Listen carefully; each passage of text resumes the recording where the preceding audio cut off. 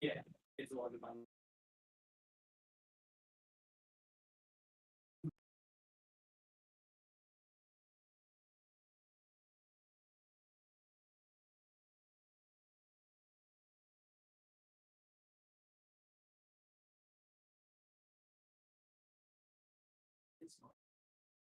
Yeah, it's a lot of fun.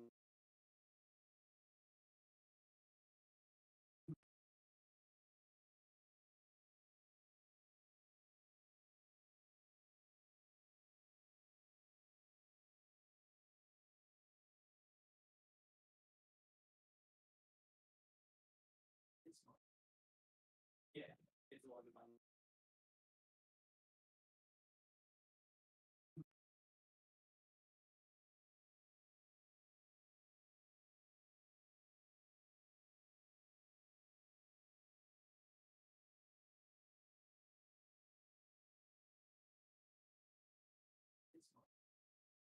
Yeah, it's a lot of fun. There, Discord. Over here. Of course, I'm sharing my screen. Now I want to get back to controlling it. Is it the volume pretty good? There, Discord. Over here. Of course, I'm sharing my screen. One of our mics is turned up high. Get back to controlling it. Is it the volume pretty good? Okay. There, Discord.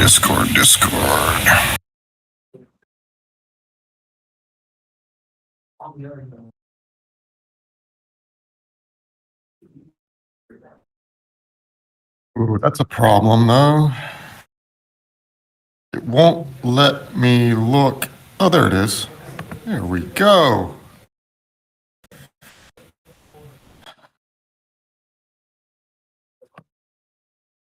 Sweet.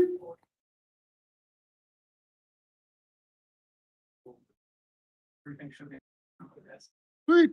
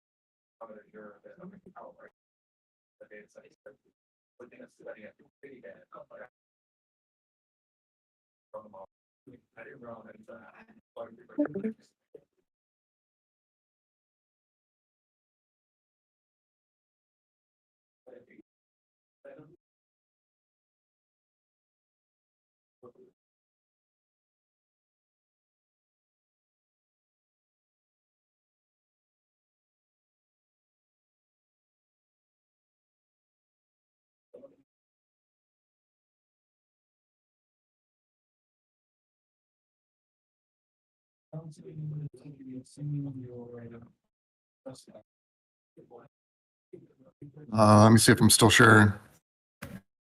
Oh yeah, I'm connected.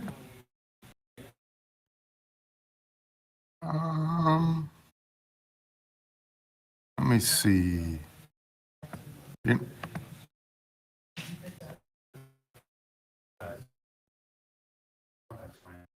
Oh, yep.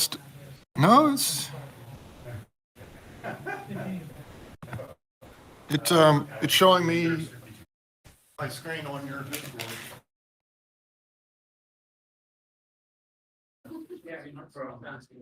Yeah. Oh. I just sell their report something.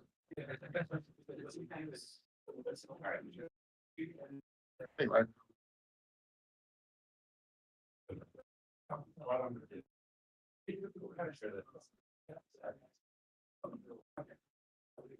This is where giveaway that we'll be doing.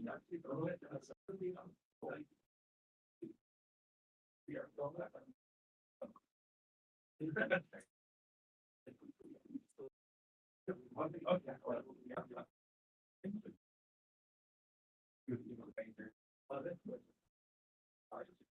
Hopefully we traded him or something, so we get better.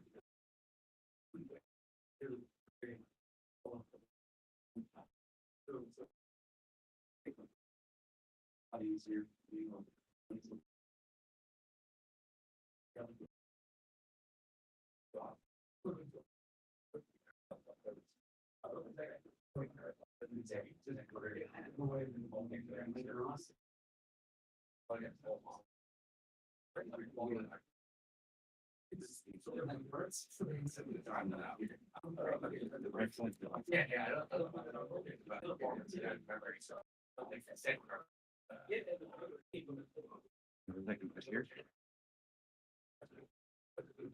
We're going to be doing a giveaway, so Oh, got it.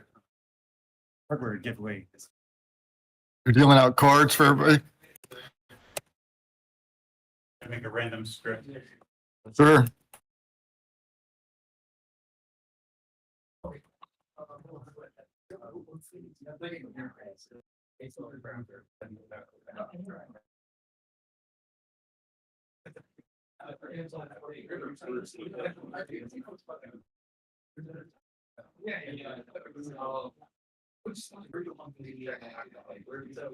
Or sometimes I'll see on YouTube. Like they're trying to have fun the whole time. They're like, hey, it's a live chat too. Sorry. Every time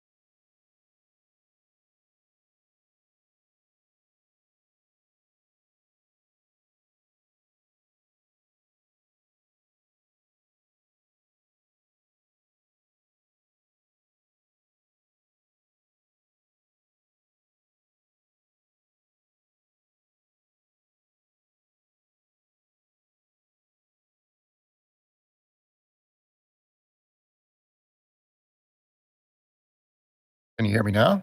Oh no, the mic's gone now. And the screen. There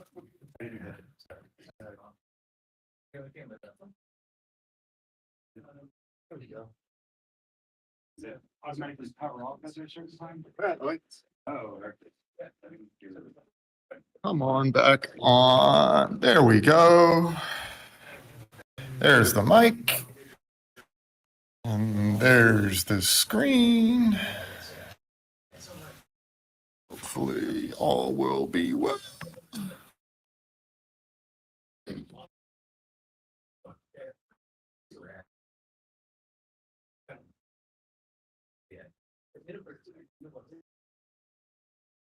And just plug into the display.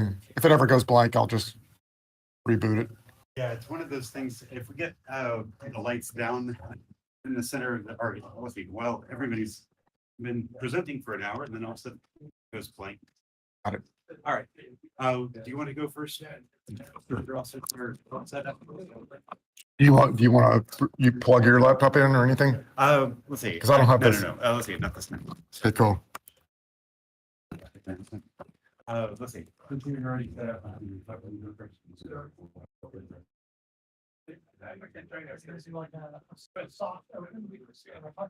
Yeah. Since he's already got the software connected. That's one thing.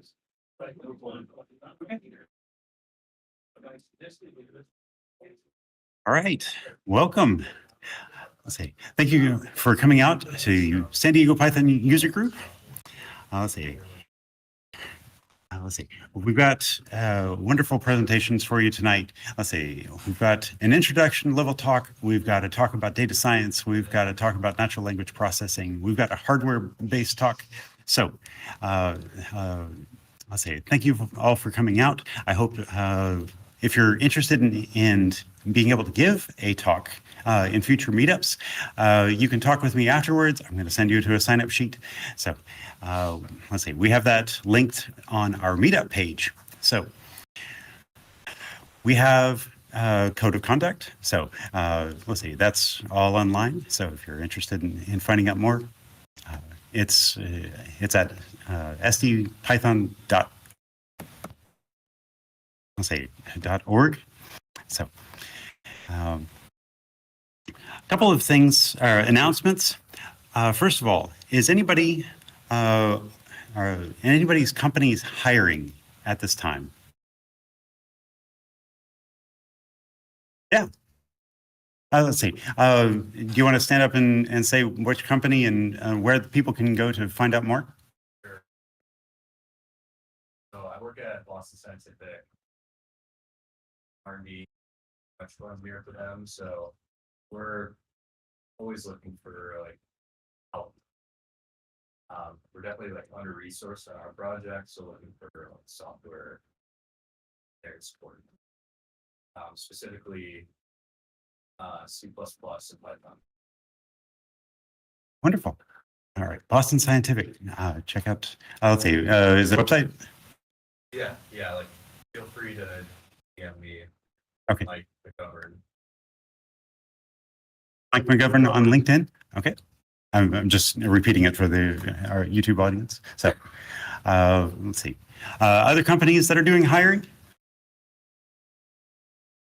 I know a lot of people are looking for jobs. So let's see, is there any place where we can, or any job seekers that we can help plug, either through the YouTube channel or here in the room?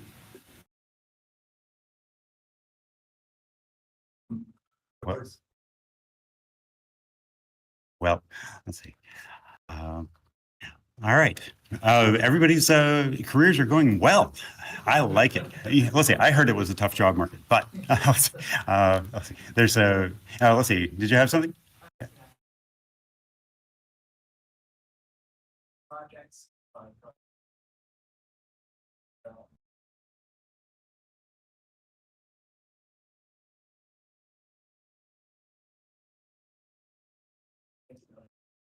Awesome. Welcome. Let's see. Like I said, if you want to sign up for a talk and give a 5-minute presentation, it's 5 to 7 minutes. Generally, we have question and answer afterwards. All 4 of our speakers are going to come up and give their talks.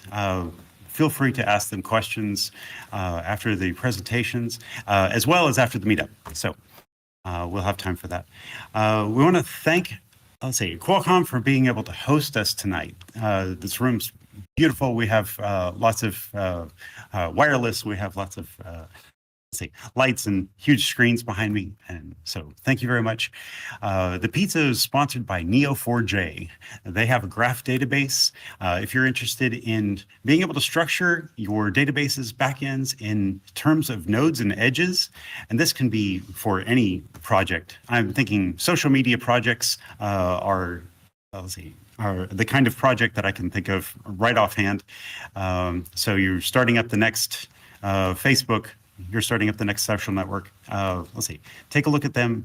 There's other structures of projects that this could work for, any type of a graph. So let's see. I want to, let's see, thank all the people who help. Let's see, we have our moderators. Let's see, Drew, thank you very much for hosting, helping host tonight. And David, who is normally the person who's doing our screen recording, let's see, is out, which is why our YouTube audience, are they connected with us or are they not? No, let's see, not tonight. We're going to record it and then put it on afterwards. So that's the thing. All right. Let's get started. Let's see, Hobson, let's see. He is a author. Let's see, a newly released book, or second edition. So let's see. Don't let him go away without asking him about it. So. Thank y'all. Thank you, Jeremy. Yes, second edition of Natural Language Processing in Action, and I'll in fact show a diagram from it today. Today I'm going to be talking though about Reflect-a-Bot. This is a project to train the therapists train the trainer basically. And there's a third layer of training because of course you've got to train a bot to machine learning algorithm to do the training of the trainer. So the therapist training bot is trying to encourage this thing called reflection. You'll know more about reflection than you ever wanted to know. It's not what you think. It's not like reflecting in a mirror. This is based on research by Men et al. And Perez Rosas et al. And I'll put that link to the slides on the, oh no, there we go. So I'll talk about the purpose of the project, the theory of impact. You may not have heard of that term, but I'll explain it. How we're going to measure progress, how we're going to measure the measurer, which is the machine learning algorithm, and then how the kind of data you need to accomplish that, the architecture, how you use that. And I don't think I'm going to get to the data science process, and I'll just verbally talk about the preliminary results. And I can show you a monkey patched IPython that gives you more access to more magic commands in Bash. I don't know if any of you have been looking for grep and more and some of the other Bash commands from within Python, but this quick little easy patch makes that possible. The purpose, we want to improve the quality of counseling sessions. So of course we want to improve the mental health of clients, of therapists. These are therapists that are in training at UNC, Chapel Hill, I think, and which is where Job Crowder, who sponsored this work, is based. He's moved back from San Diego to North Carolina. So the three things we're trying to deal with are that professors are overworked. It takes a lot of time to do these interviews. And obviously therapy is a very interactive thing that requires a lot of practice. The professors are overworked in doing those one-on-one conversations. You can imagine, you can't just do a lecture and expect the material to be grokked.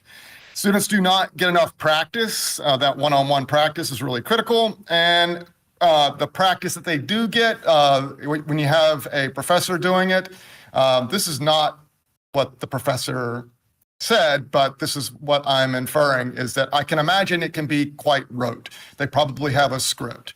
They're pretending to be someone with a mental health issue, and so they probably don't, the students don't probably get as much variety as they might through some other system. That can bring in a more diverse set of not only demographics in terms of the voice, but also in terms of mental health issues. The theory of impact, that better training will equal better counselors. And that automation will solve all these problems, reduce the workload, allow students to practice more, motivate students to practice more, and create more diverse practice sessions. So in any kind of nonprofit work, you're always looking for your theory of impact so that you can go to your donors and say, this is what we think we're going to do, and this is how much money we need. And so this is typically the kinds of things you would present to your donors. And for a university, this would be like an NSF grant that you're proposing. The metric, so you need to measure now how well you did on those things you're trying to impact. In the scientific method and education there are two kinds of assessments you can do of the effectiveness of your education. This one called is summative assessments. This is the most common one. This would be like taking an exam. It sums up all of your knowledge and assesses it, you typically at the end of a course. And the scientific method, which is rarely done in any kind of education course that I'm familiar with, would do that summative assessment at the beginning of the course and then again at the end. Similar to what the ARC Prize is doing, especially ARC Prize 2, which is trying to test the learning ability of machine learning algorithms. But if you're interested in ARC Prize, I can talk about it forever. Data science is the key here. We're going to use the data science method. We're going to try to run these metrics online in real time. So we're doing, instead of summative assessments at one time at the end of the course to give you your final grade, we're going to do it online, real time, which is called formative assessments. So at the same time you're doing education, you're also measuring the quality of the absorption of that material, the understanding basically of your students.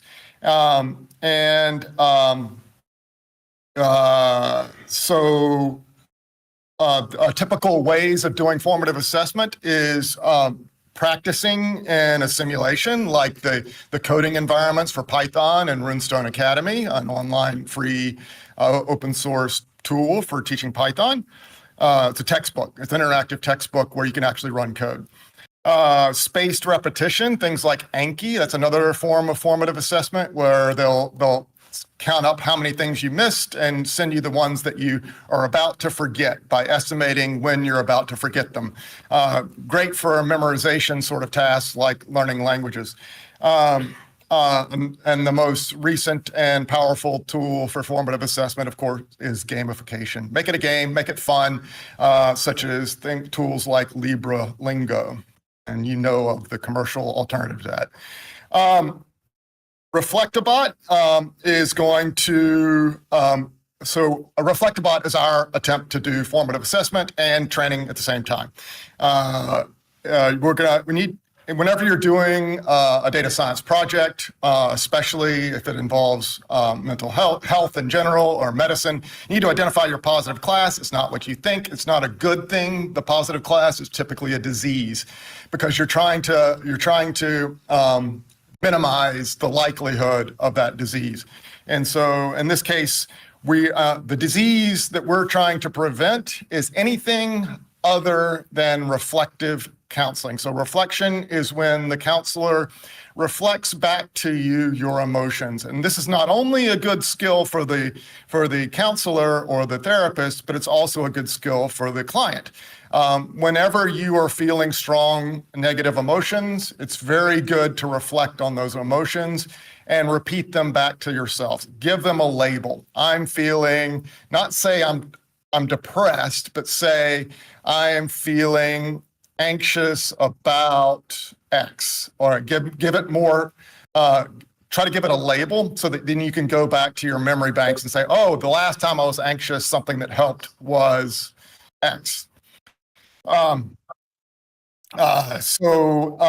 two other labels that we have in our data set, complex. So sometimes therapists will go into much more detail. They'll reflect on many different aspects of the conversation that they're having, and that's called a complex reflection. It's too much information. It's typically not effective. Another bad one in our negative class or our positive class is the other, everything else. If they're talking about anything else other than doing a good reflection, then we're marking that as bad. Now we need to grade the grader. So we're going to have a classifier. In machine learning, you give it a bunch of examples of good stuff, bad stuff, good stuff, bad stuff, and you give it labels. And I'll show you an example of that data set. As with rulers, sometimes the different rulers will make mistakes. So we're using a ruler to measure the quality of the education. We need something to measure that ruler. And here you can see that the metal ruler in the middle, the pink one, is measuring slightly different length of an inch. If you look really closely, it's a 1/16 of an inch off for every 4 inches in the wooden ruler. So we've got to be very careful about that. But that's just a side note. the thing we're looking at here is how we measure the quality of the accuracy of our bot or the performance of our model. And in data science, we talk about models. Models are trying to predict something. In this case, we're trying to predict what the natural language means coming out of the counselor, whether it was good or bad. And so we can look at the accuracy. How many times did they do reflection? We could look at recall, which is actually how many times did we label it as reflection when it was indeed reflection in our test set versus, and also how many times did we identify it as not reflection and got that right. So the number of correct over the number of incorrect. It's like a true-false test. And it would be that's what accuracy means. It's like your grade on a true-false test. However, recall and precision are often used in particular cases, especially in medicine. They're really important to know in medicine. So this is the false negative or the false positive. When you accidentally identify a disease when you shouldn't, that's a false positive. And when you accidentally declare the person clear and clean, so this would be, in this case, this would be a reflective statement when it actually isn't. So you often want to look at those two, but if you want a single number to put those two together, you can use one of two things, either F1 score or AUC. Area under the curve, I won't go into that, but that's probably the best one because it doesn't rely on you actually making a threshold on that assessment. If you have a continuous value, like the probability that it's reflection, AUC gets really, really good estimate of how good your model is, and it gives you a lot more information than F1 score, but F1 score is a nice balance between, it's the geometric mean of recall and accuracy. You can remember what recall is, just quickly, because it's like in a search engine, the recall rate is the number of times that the pages, that it's going to find all of the pages that have the words in it that you're looking for. So it's recall.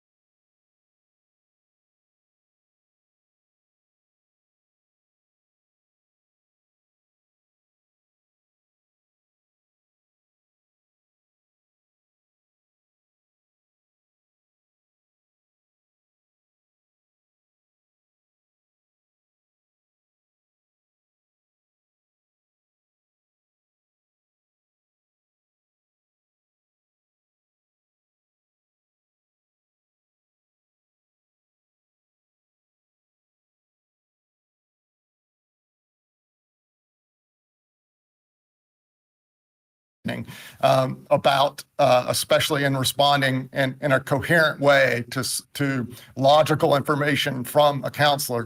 The only way you can accomplish that is through conventional natural language processing and hard-coded rules built upon conventional approaches. So this is the approach that you would see in the textbooks, and this is the approach that I put in my textbook. It's a little more detailed than you might see in most textbooks, but at the top you have bot text messages, and that goes out to the human responds. And then the very first thing you do is you try to understand. That's called NLU, so that's a natural language understanding. You try to understand before you decide what to do with that. There's a lot of different ways to understand. Deep learning is probably the one you're most familiar with. There's also information extractors, so if you want to extract names or people or places, if you want to actually do some logic on objects in the real world, you're going to want to do information extraction.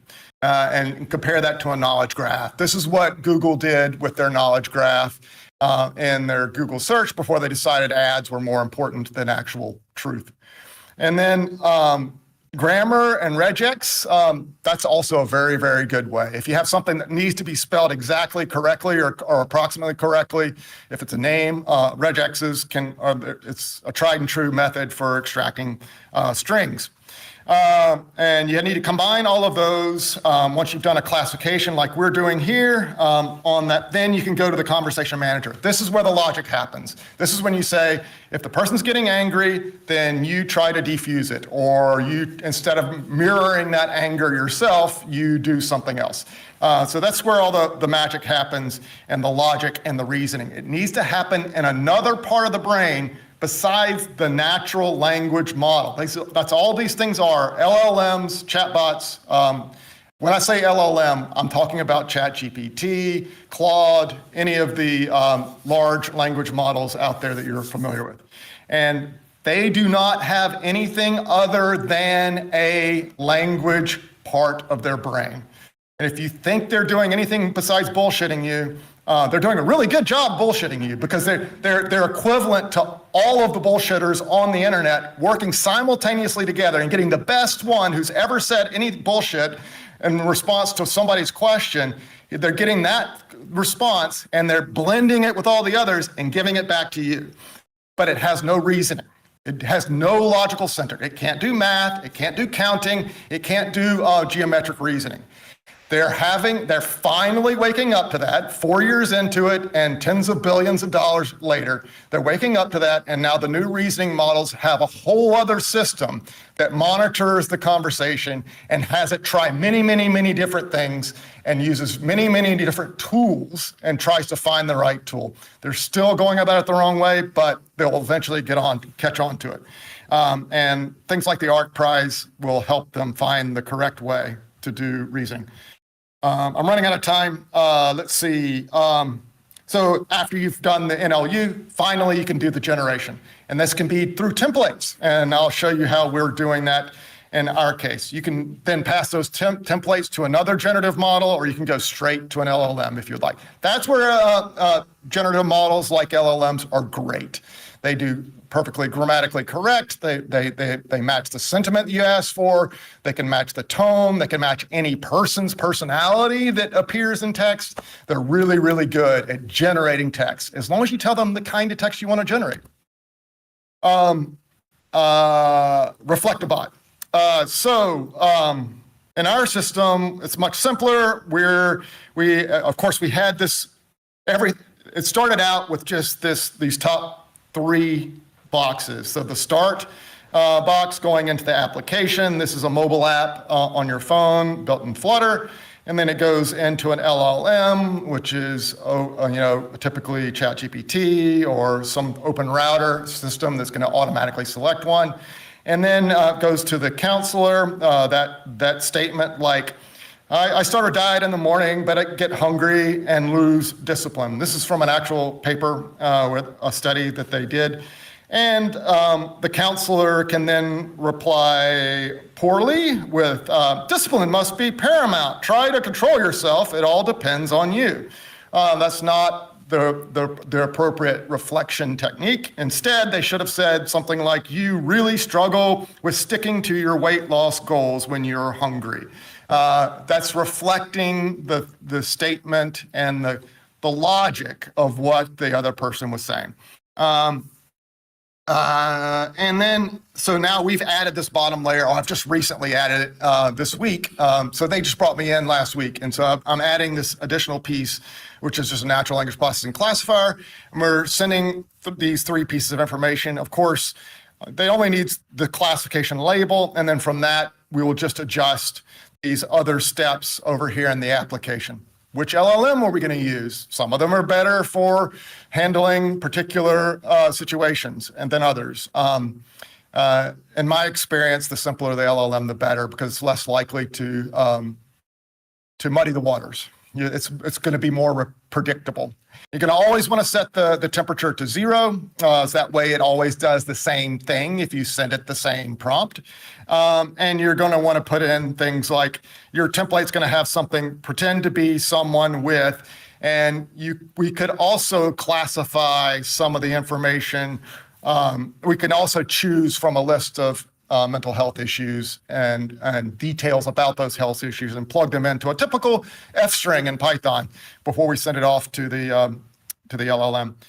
And someone could be some particular demographic. So we're going to choose from that. And of course, if we're having a consistent dialogue, we want those things to be the same throughout the conversation. And the only things we're going to affect will be the details of that in order to reduce that poor mental health thing. We're gonna gradually reduce the severity of their mental health issue as the counselor does appropriate things, and we'll dial it up when they do the wrong things, so that the human will appear to react as a real human. The bot will appear to react like a human would. In theory, this should be easier than trying to mimic an actual counselor bot, try to have all of the detailed tools. But as we know from the 1960s experiment with ELIZA, it actually can be quite easy to do this well as just a regular expression. So we may find that some of those old techniques will end up being better than LLMs. They tend to be less controllable. But anyway, I'm going to help them use an LLM because that's what they want to do. Just links to the paper. Questions? Yes. Forward one. So like the counselor basically is restating the question, like basically restating that. It sounds kind of similar to that like chain of thought reasoning. Like you have your like the new LLM architectures, give it a prompt and then it responds and sort of rewords it and has those thinking tokens, and then it gives you the response after. So how's this different? That's exactly what we're using. We're using, it's just the chain of thought reasoning is telling it to do this, prompting it in a similar way to the way we're prompting it. We're just not telling it, give me all of the steps to accomplish a goal, which is chain of thought reasoning, supposed reasoning. It's not reasoning, by the way. But so we're making it simpler. Just give us, well, it's not going to work well because I'm not in favor of this approach. I think it'd be much better to have some hard-coded rules, some hard-coded grammar rules, and just generate phrases that and substitute synonyms and substitute the appropriate synonyms. There's a lot of better ways to do this than LLMs, but LLMs are cheap and easy, so they're using it for now. And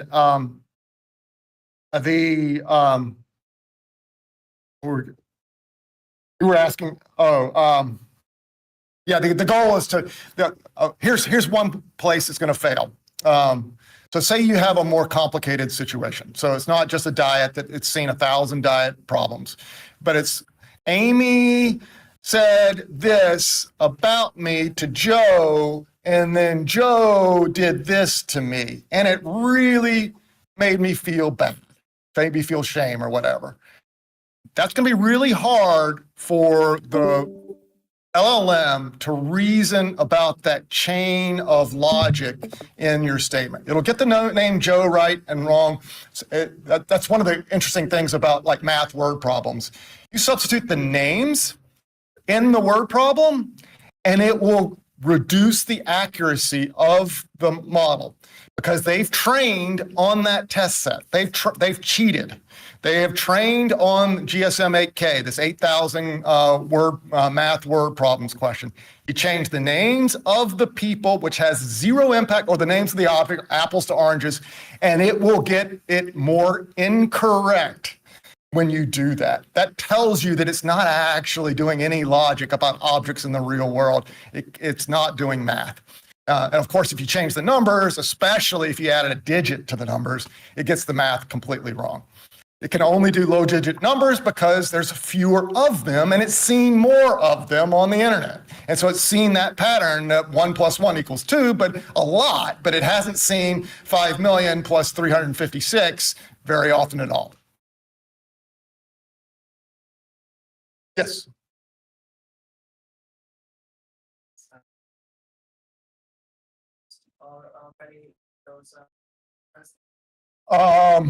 The professor who is in charge of this course is teaching a course in therapy. And yes, he is telling his students, hey, I'd like you to test out this program. We're working on it together. Research assistants are helping him. Yes, as part of his class. Got it. Thank you.